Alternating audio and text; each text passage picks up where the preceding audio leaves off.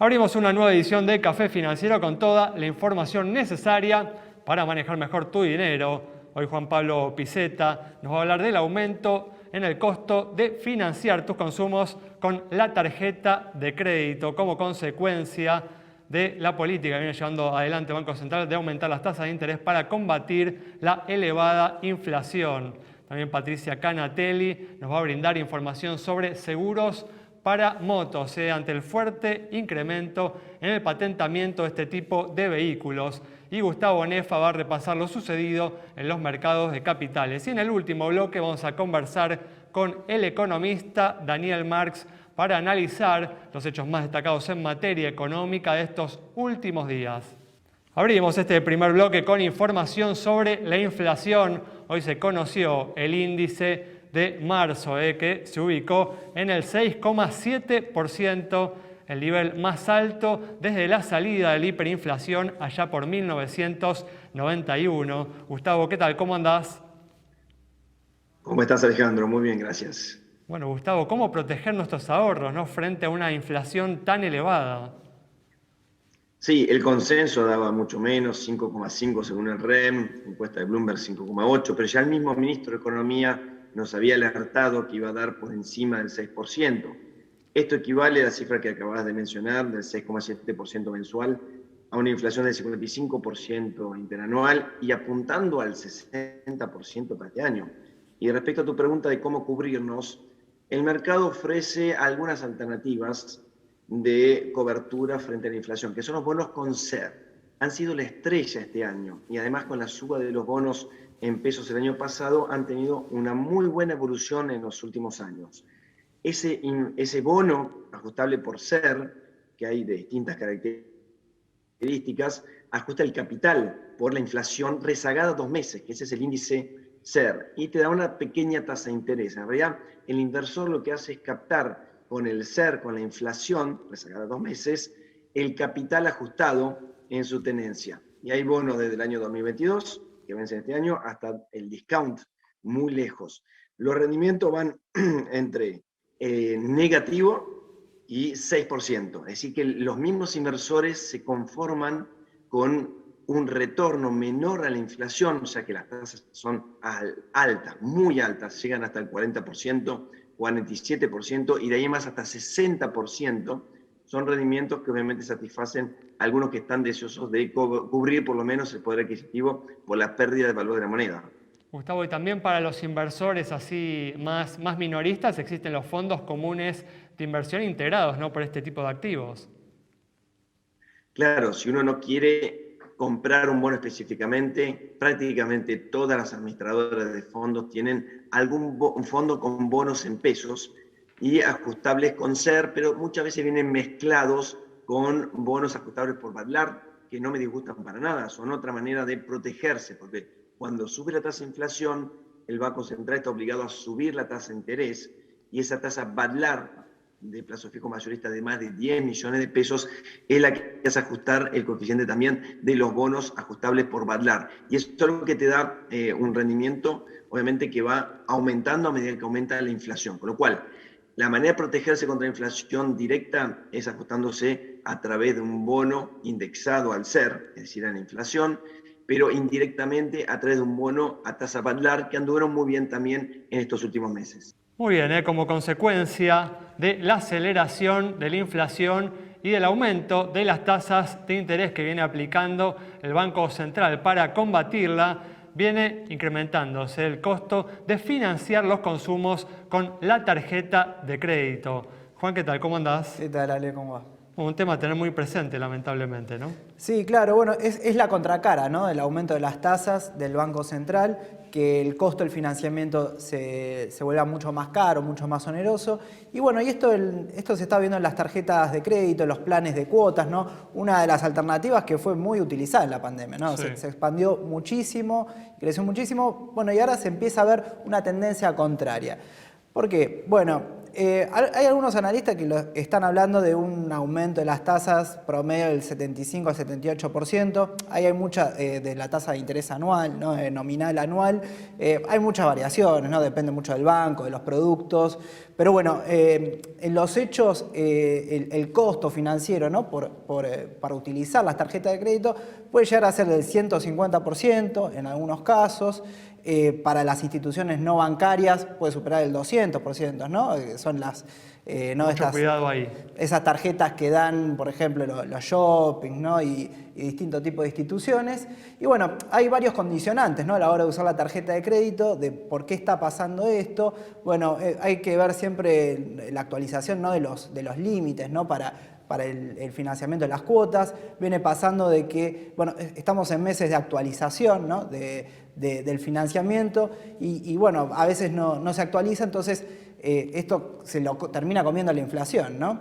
Y bueno, también hay diferencias, ¿no? En el costo del financiamiento, lo que tiene que ver con el financiamiento de los saldos deudores, ¿no? Cuando no se paga el total de la tarjeta de crédito y no se financian los consumos. Esa es una tasa distinta, mucho más cara que pagar las cuotas como de manera regular. Claro. Y no abonar los resúmenes de manera completa. Y bueno, también hay una tasa adicional en los punitorios, ¿no? Que son de un máximo del 50%. Muchos temas a tener en cuenta. Muchos temas a tener en cuenta. Y bueno, y esto se empieza a reflejar en el movimiento, ¿no? De las tarjetas de crédito.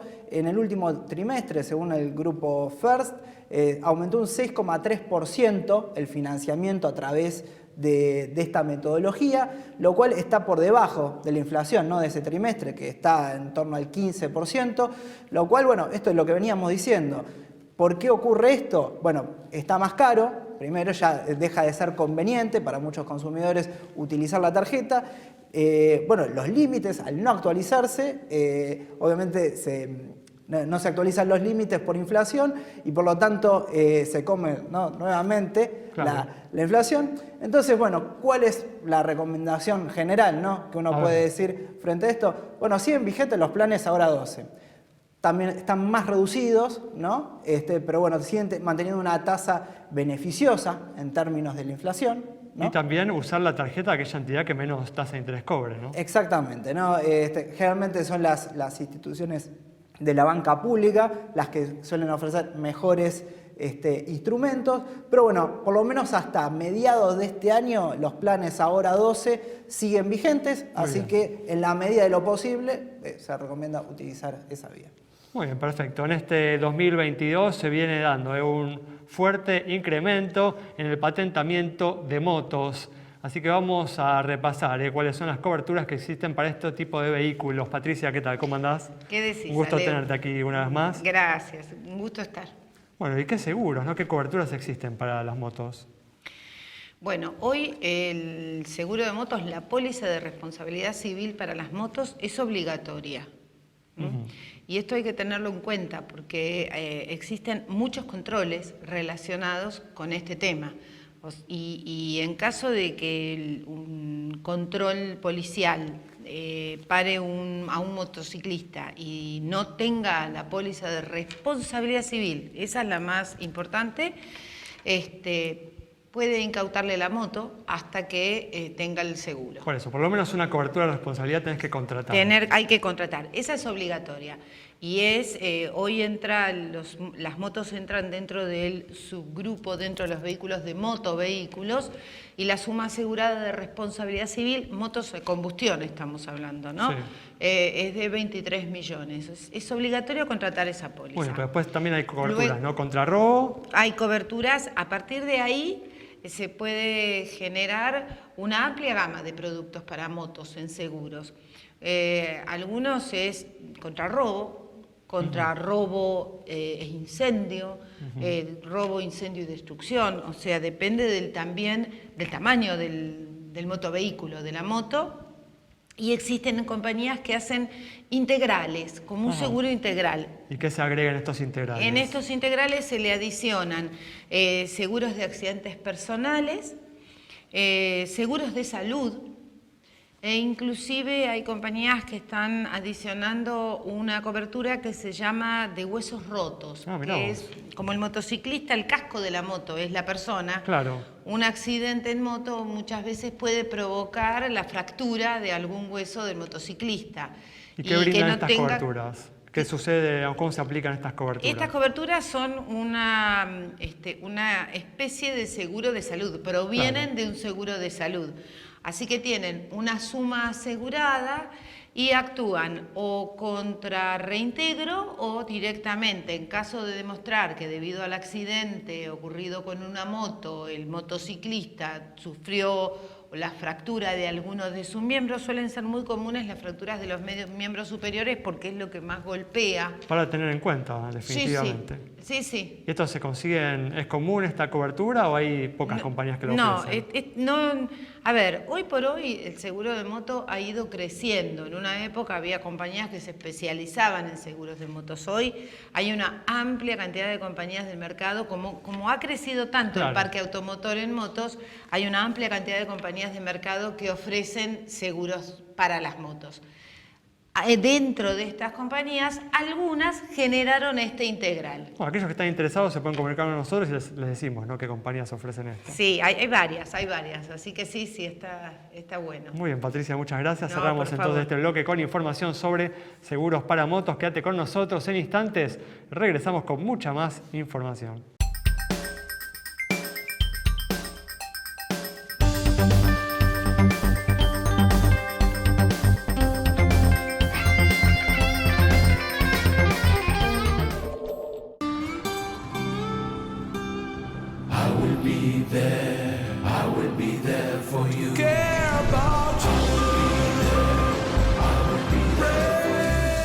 En Sancor Seguros estamos junto a vos en todo momento, acompañándote. Sancor Seguros, estamos.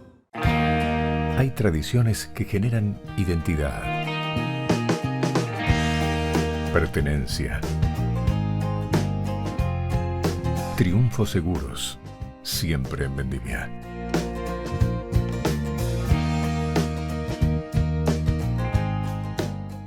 Grupo Petersen, desde 1920, construyendo el país.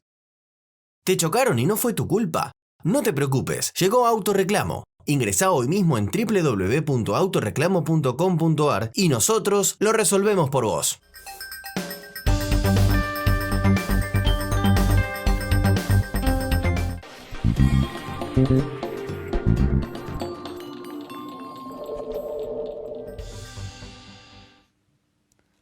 Abrimos este nuevo bloque con información para los jubilados y como vienen informando en los últimos días, algunas entidades están suspendiendo los trámites de fe de vida que les exigen para cobrar sus haberes. ¿Es así, Juan? Es así, Ale. Bueno, este trámite, ¿no?, que se conoce más como supervivencia, se empezó a aplicar, volvió la obligatoriedad a partir de marzo, ¿no? Esto estaba suspendido hasta el 28 de febrero, pero bueno, hay cambios, ¿no? Son de los cambios que trajo la pandemia, y bueno, son 4 entidades muy importantes en las cuales jubilados y pensionados ya van a dejar de tener que hacer este trámite en particular, ¿no? ¿Cuáles son? Banco Nación, Banco Provincia, Banco de la Provincia de Córdoba y Banco de La Pampa. En estos 4 casos ya jubilados y pensionados no van a tener que volver a acudir a la sucursal. Generalmente el método que se hacía es o cobrar directamente de manera presencial, acreditar la supervivencia a través de los pagos de tarjeta de débito o ir a aplicar con los tótems, ¿no?, que hay en las entidades. Muy bien. Bueno, en general se eliminó la obligatoriedad y para el resto sigue siendo obligatorio a través de distintos mecanismos como los que ya mencioné. Muchas gracias. Perfecto. Bueno, vamos a cerrar el bloque con información de los mercados de capitales y a pesar del respiro que nos dieron el día de hoy, los índices bursátiles norteamericanos vienen mostrando un desempeño negativo en este mes de abril. Gustavo, de todas formas, con un comportamiento distinto de acuerdo a los sectores de que se trate, ¿no? Correcto. El rebote de marzo en realidad vino precedido por una caída durante el actual mes de abril. Por sectores, hay sectores que nos gustan mucho porque son aquellos que están indexados a la suba de los commodities. A su vez reciben todo lo positivo para los commodities de una suba en la tasa de inflación. Y obviamente todo es la Reserva Federal, que es lo que hace o lo que no hace. Mientras tanto, los inversores se posicionan en acciones del agro, petróleo, metales, oro, como sectores de refugio. Y por otro lado, hay dos sectores que me gustan mucho, que es salud e industriales, como para posicionarse también en un año que viene complicado, tanto para las acciones como para los bonos. Bueno, y para ir así a algunos activos específicos, ¿no? Teniendo en cuenta que aquí en la Argentina se puede invertir, ¿no? En acciones de distintos lugares del mundo a través de la CDR. ¿Te gustan algunas en particular? Sí, muchas. Obviamente esto consúltenlo con vuestro asesor financiero y en las proporciones adecuadas. Pero dentro del oro están las dos grandes empresas muy bien representadas, Newmont y Gold, Barrick Gold en Argentina, compradas por el inversor a través de CDRs.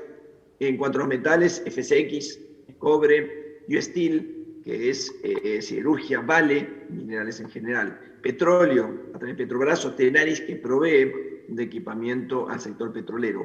Y dentro de lo que es agro, podemos invertir en acciones de Deere, Adecoagro, Bioceres, y habla de Cresud, obviamente. En salud me gustan Abbott, AstraZeneca, Pfizer, una gran ganadora después de la pandemia, y entre las industriales podemos mencionar a una empresa que está atrasada, que es 3M, creo yo, y Caterpillar. Muy bien, muchas gracias Gustavo. Con estas recomendaciones de Gustavo Nefa cerramos este bloque, quédate con nosotros. Al regreso vamos a estar dialogando con el economista Daniel Marx.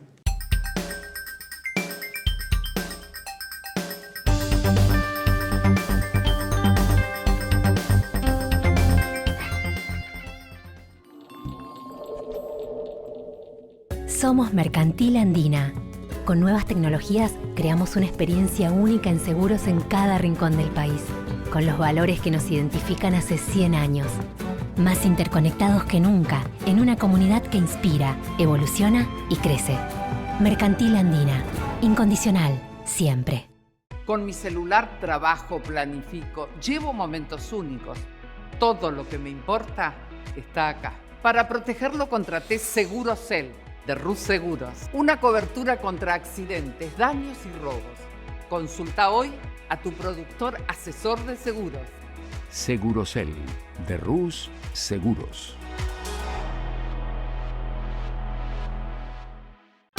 Vení a Santiago del Estero. Disfrutá del spa termal más grande de Latinoamérica. Conocé el estadio más moderno de Sudamérica. Y en abril de 2022, vibrá con la adrenalina del MotoGP. Santiago te espera. Termas es vida. Grupo Petersen, desde 1920, construyendo el país. ¿Te chocaron y no fue tu culpa? No te preocupes, llegó Autorreclamo. Ingresá hoy mismo en www.autoreclamo.com.ar y nosotros lo resolvemos por vos.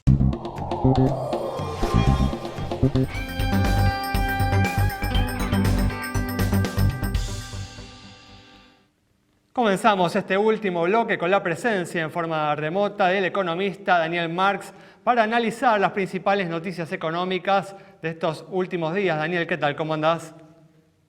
Bien, bueno, ¿qué tal? Muy bien, ¿vos? Muy bien, gracias por atendernos, Daniel. Bueno, comentábamos en el primer bloque, hoy se conoció el índice de inflación correspondiente al mes de marzo, que se ubicó en el 6,7%, la cifra más alta desde la salida de la hiperinflación en 1991. Daniel, ¿atribuís esta aceleración que se ha dado en la inflación al impacto del conflicto en Ucrania sobre los precios de las materias primas a nivel internacional, o también ves cierta responsabilidad de las autoridades económicas del gobierno en esto que está sucediendo? Creo que hay un poco de los dos, pero hay mucho de lo nuestro. Digamos, la inflación venía alta y creciente y con presiones que uno notaba que también hacían pensar que había el riesgo que suba.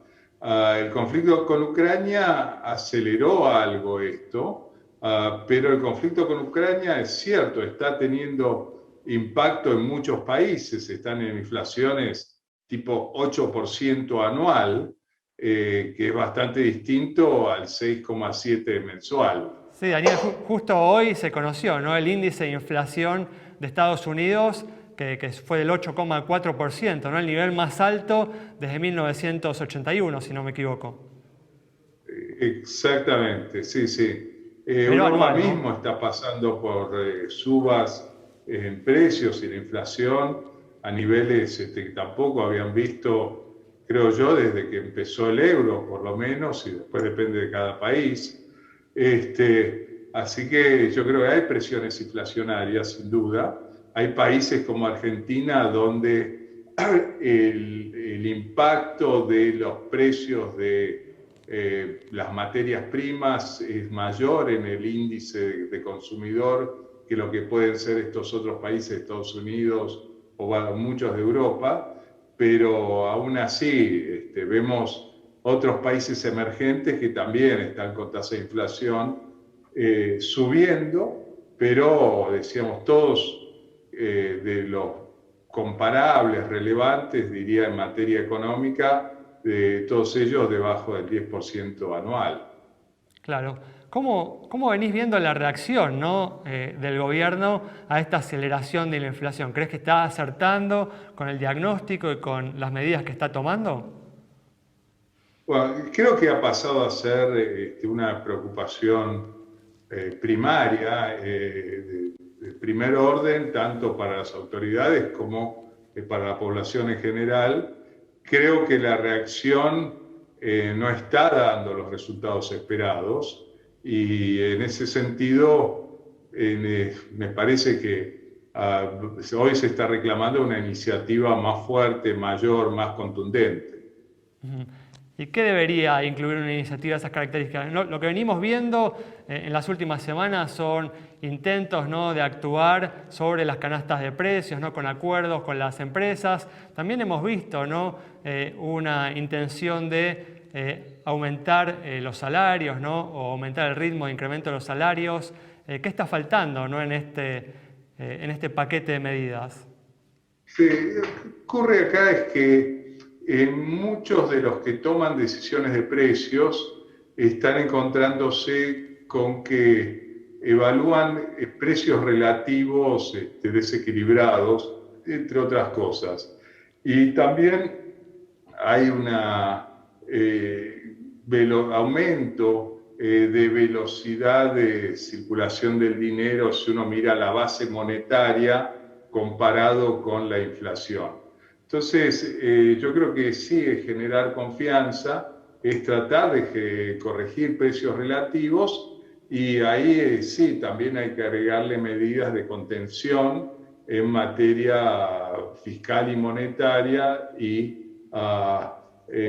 pero decía, corrigiendo estos precios relativos de manera de contener lo que puede ser estas espirales, pero que no se anticipe que esto va a ser corriendo la de atrás para adelante. Bueno, justamente mencionábamos, ¿no?, al inicio de la entrevista que la cifra de inflación de marzo es la más alta desde la salida de la hiperinflación.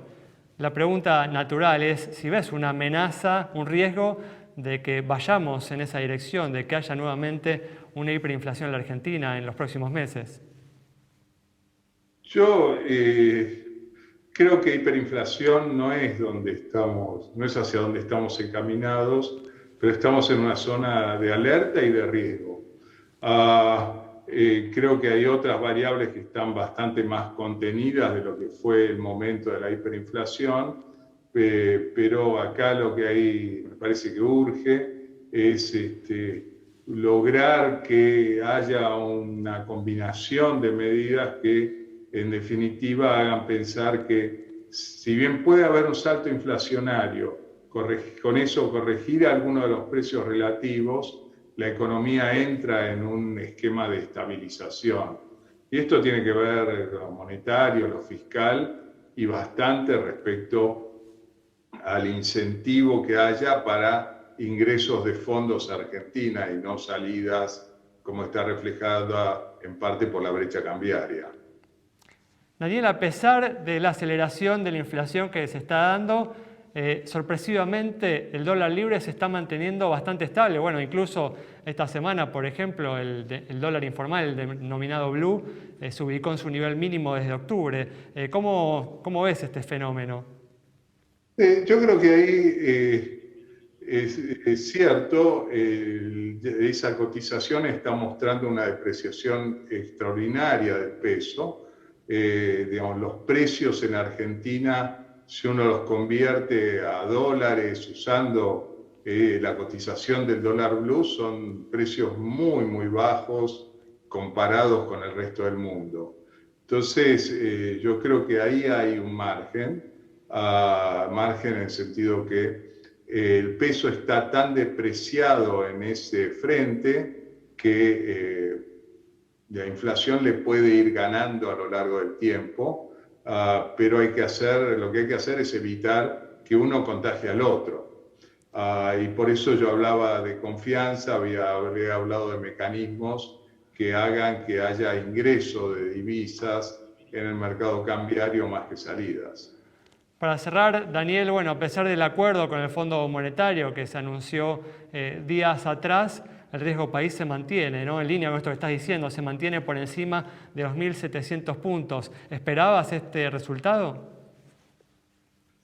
Bueno, yo siempre fui de la posición que el acuerdo con el fondo es instrumental, no es por sí la solución de los problemas, y lo que estamos buscando es la solución de los problemas. Instrumental en el sentido que por lo menos saca alguna incertidumbre respecto a si va a haber en el corto plazo un aumento de algunas reservas, financiamiento por parte del fondo, pero está la incertidumbre de cómo va a seguir y fundamentalmente está la incertidumbre de cómo hacer que la cuenta de capital de Argentina sea positiva, y con eso reforzar las reservas. Perfecto, Daniel, muchas gracias por habernos atendido. Cerramos entonces el programa de hoy con el análisis del economista Daniel Marx sobre la elevada inflación y lo que se debe hacer para combatir este grave problema que afecta a la economía argentina. Nos reencontramos el próximo miércoles a las 20:30 aquí en Metro.